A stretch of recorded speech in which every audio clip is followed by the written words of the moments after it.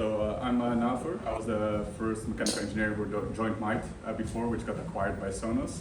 I saw them already more than 3 years ago. So my team has been responsible for the development of the Arc Ultra, but also to develop any new technology transducers within Sonos. Together, Sonos, Job is also one of the senior members of back at the Might team, now also at Sonos. Yep.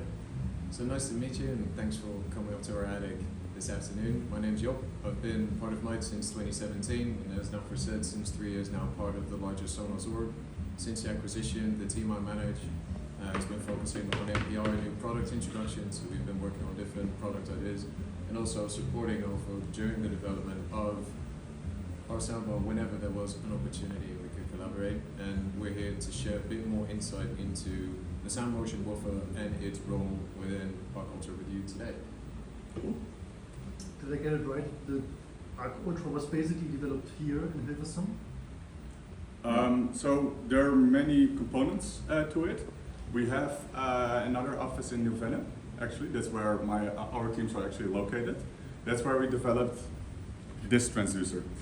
When we talk about a speaker consists of transducers, which are these things which make sound, but the whole speaker also contains an enclosure, amplifier, and all those things.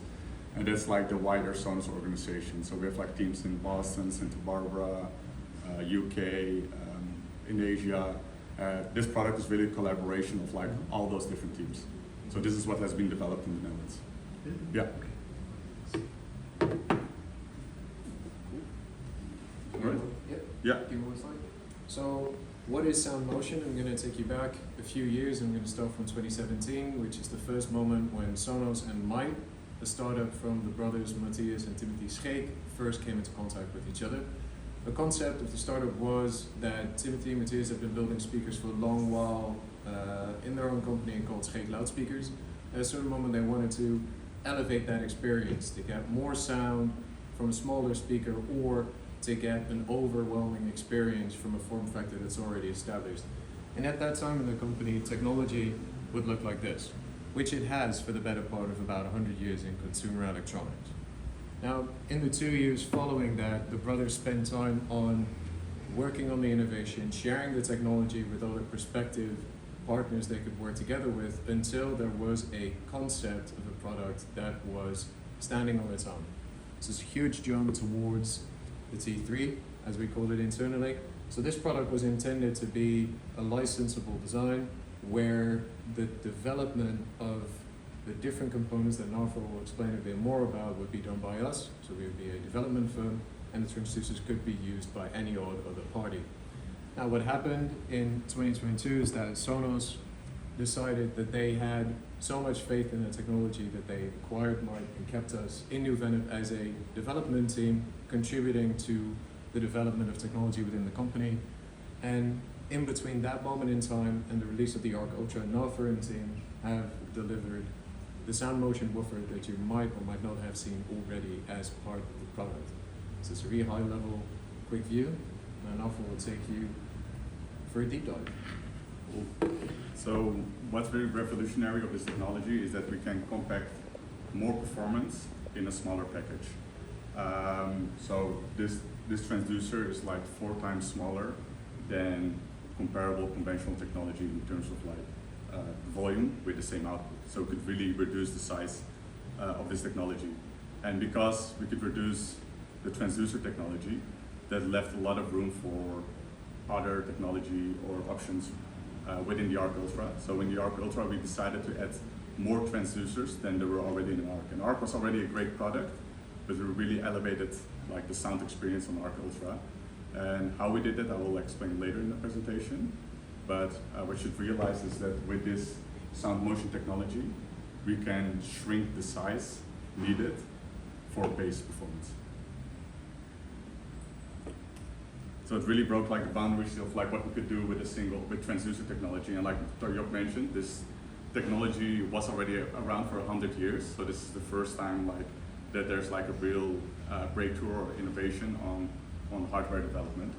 So if you look at the different key features of the sound motion transducer, first one which really stands out is the distributed motors on all corners. So On a conventional transducer, you see you have like one big motor on the back, and here we have like 4 motors on all corners. The other thing you see is that in a normal transducer you have like a fabric spider, but that doesn't fit inside the sound motion transducer anymore. So we custom developed like a distributed suspension as well from a high performance polymer. So you see those yellow spiders, that's the suspension of this transducer. We custom designed like aluminum ribs to connect those motors.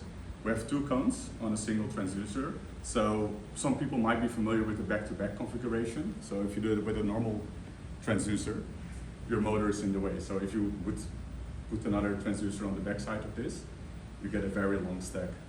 With the sound motion transducer, with the motors like on all the corners, we could like make the cones move really close to each other. So I would like definitely invite you to squeeze them like after the presentation. But basically the cones can move very close to each other, and that really creates like this real estate optimization for performance. And we have a unique magnet configuration. We call it a dual magnet configuration, which I will show some details later on in the presentation. So Arc Ultra is the first product implementation of like the sound motion technology, and it's really a first step for us in this like new world of possibilities and of pushing the boundaries of like sound experience we can deliver to our customers. And it really opens like a new chapter for innovation. This is like the first implementation, but there are quite some different parts you can think of. Like you can make products smaller, you can add more transducers, you can make products more efficient. With Arc Ultra, we decided to really create a full Dolby Atmos experience in your living room. But it's not the only option which is possible with this technology. So there's quite some different parts possible. So if we take a deeper look in the sound motion transducer, we're going to dissect it step by step. Like Job mentioned, we started with like this T3. This is where Might finished. So this was like a production-ready transducer, and we were planning to license it to different companies before Sonos acquired us. And the challenge you get with this shape is that there's no way this fits inside a soundbar. You can try to fit it. So there was this challenge, like a technical form fit. How are we going to squeeze that technology into a soundbar? So that was the first challenge. The second challenge is like from an organizational perspective, and it was like more of an opportunity actually, is that at Might we were very good going from an idea to a solution, to a prototype. And at Sonos we have really the resources and experience to go from a solution to many, like a lot of units, like how can you scale that technology? How did we overcome those 2 challenges? A lot of prototyping. This is an actual video of our first month acquired at Sonos. We almost made like 1 prototype per day. So in the evening we would upload like our digital design. Next morning, out of 3D printers, you would have like your design. We put the magnets, coils in, powered it, and we would do tests. So over the course of like the development of Arc Ultra, we made more than 900 digital prototypes, 30 plus 3D printed prototypes, a lot of soft tools here locally in Europe, like small scale injection molding, and also with our manufacturers like some engineering tools. So we did a lot of iterations to come to where we are today. And we didn't only iterate on the transducer, but also like what different experiences can we unlock with this technology. A quick transducer 101 before I jump into like what's different on the sound motion transducer. I don't know who's familiar here with how transducers work. Okay, yeah, so then I will just start with the basics. And for me it was also like really important to know like what is actual sound. Like some people might know like in space there's no sound possible, here on Earth there is. But what's the reason? Well, sound is not a thing. Sound is like pressure waves. It's actually the motion of air reaching our ears. So that's what we perceive as sound. So it's a pressure waves. And how can you create those pressure waves? Well, you need a cone to move. So this part is called the cone. And when that moves, it creates like pressure waves in the air around us. Those pressure waves reach our ears, and that's what we perceive as sound. So you have that cone moving, but how do you make the cone move?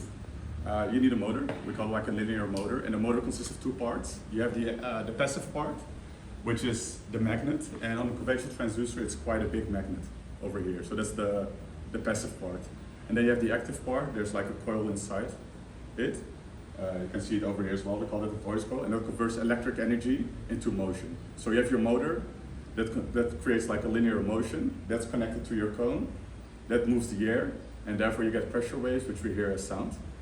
So these are all the moving parts, but how do you suspend the motor? That's where you have the suspension. The suspension consists of two parts. You have a fabric spider here. You can think of like the wheels of your car or your bicycle, like it needs something to hold that part in place. So here we have the spider holding the motor in place, and we have the surround on the outside, which creates an airtight sealing between the cone and the enclosure. So that's like the suspension, and that keeps like all the parts aligned so that you don't get like any rubbing or like noises from it. I can tell you right now is that the only part which is the same on the sound motion transducer is this rubber surround.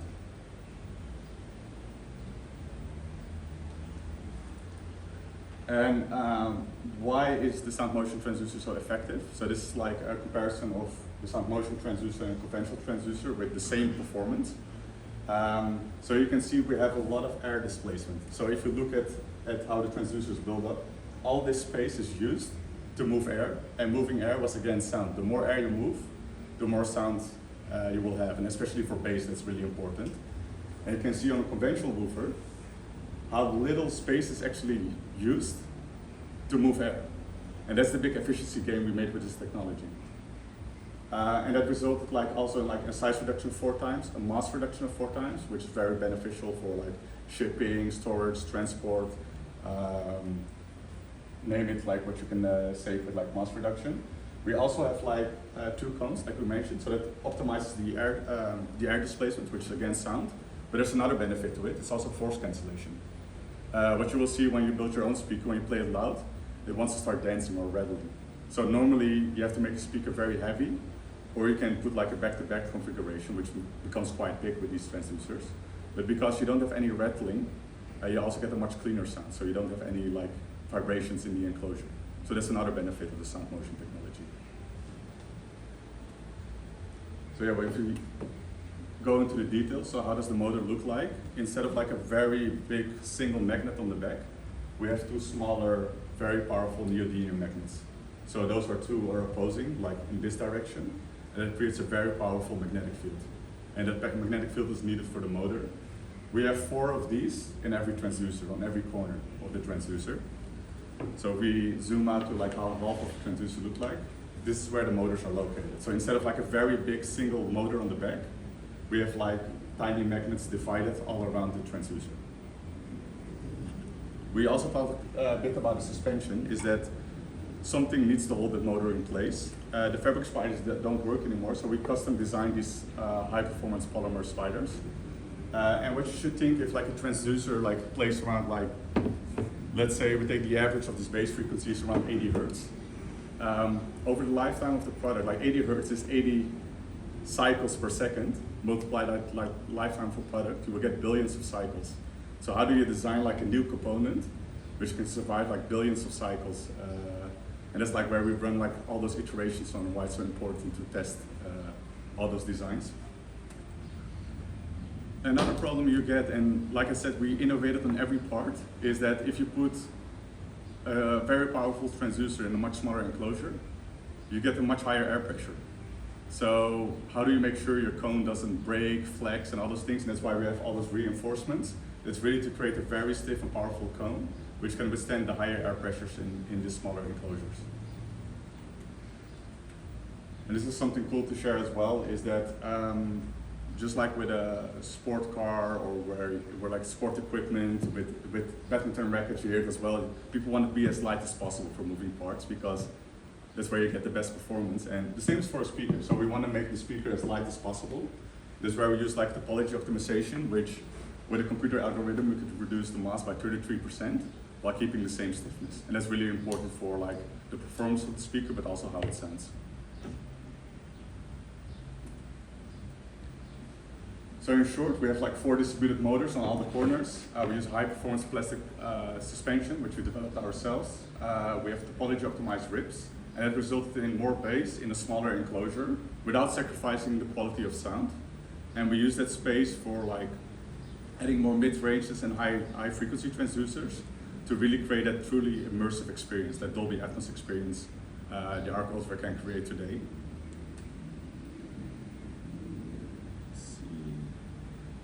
Yeah, so what did we do with that space? So we've been talking about the sound motion transducer, and that's like the single transducer over here. But there are way more transducers in the Arc Ultra, so I'll take it a bit here. The sound motion transducer is located over here. This was creating the low frequency output. But compared to Arc, where we had like two speakers, so we had like high frequency and mid woofers, we have now a three-way system. We have the low frequency woofer, and we have like the mid-range woofers and tweeters. If we talk about the different modules, this is a new center module which contains like a tweeter and two mid woofers.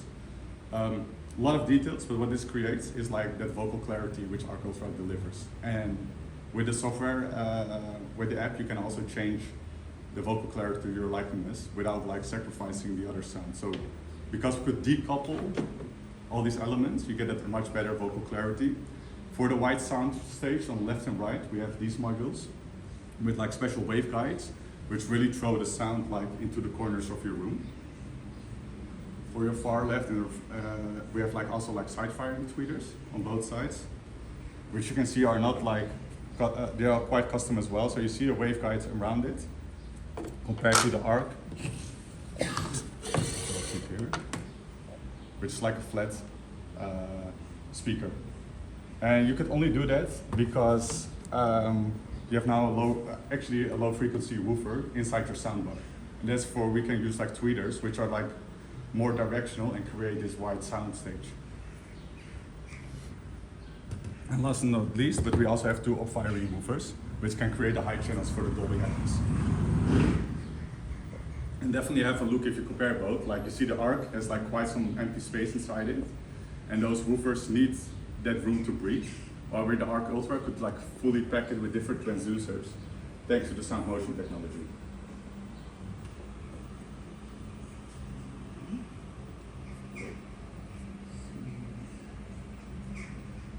So yeah, like Arc Ultra is like our first product with this technology, but it's just the beginning of this innovation. And like I said, like on Arc Ultra, we used the available space to create a better sound experience, which you can also think of making smaller products. You could like have better efficiency. There are many ways we can go with this technology, and this is just the beginning. So are there any questions about the technology or any details you're curious about in the slide deck?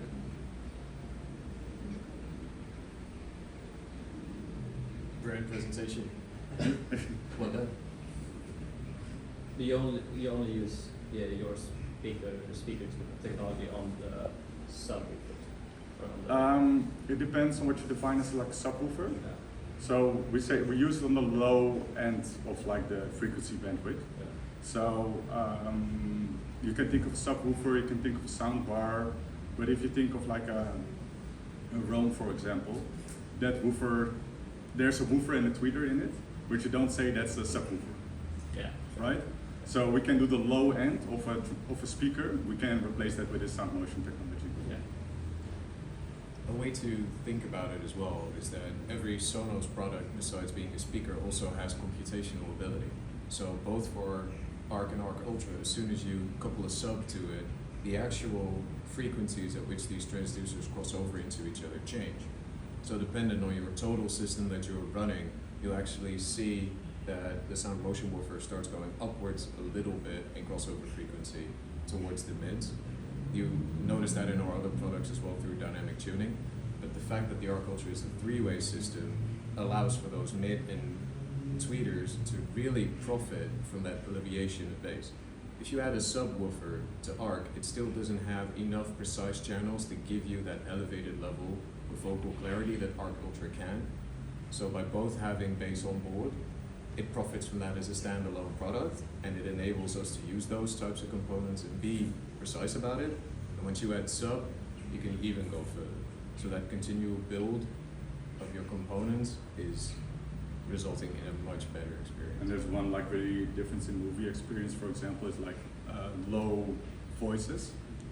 Normally if you would hook them up with a subwoofer and a soundbar, part of the low voice will come through the subwoofer. So you get like this very weird like positional where the voice is split over the soundbar and the subwoofer. That has been like resolved like on the Arc Ultra, where like all the sound comes, all the voices come from the soundbar, and really the like the low rumbles, the thunders, and everything, they come from the subwoofer. Yeah, so pairing an Arc Ultra with like a Sonos sub, Yeah, the Arc Ultra does more like work than an Arc. exactly. Yeah. So it goes to a more lower frequency, and there's like some, yeah. So all the voices, Yeah. they remain like on the soundbar. Okay. Yeah, but there's still like benefit for that like. Yeah. It's from 40 down to like kind of 25 hertz region, which is like really nice from getting from the sub. Yeah, so, so you sort of like set the crossover lower with the Arc Ultra, or is that too simple to say that? It's there's a bigger overlap, but there's also like you have like the different channels, so like center, mid, and that kind of things, and that's where we do some clever separation. What do we send to the soundbar, and what do we send to the sub? Yeah. Yeah. We have to rely less on sub. Yeah. I think that's the way how you can frame it.